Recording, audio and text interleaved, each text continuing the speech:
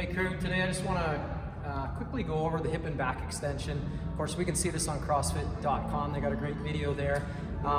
Just one of the thoughts that I had, and one of the things that I was noticing as we start to incorporate it more frequently in our WODs here is one piece of breaking at the hip maybe a little bit earlier. So just going to go through the pieces of the movement and then add a particular position where we might start to surrender a little bit earlier.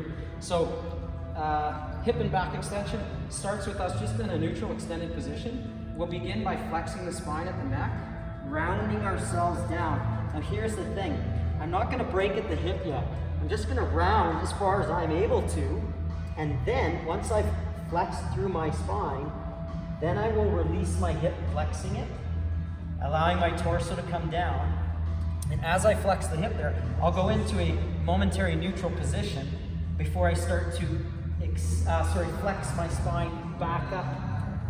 And then that happens simultaneously with the hip extension, arriving at a neutral position at the top.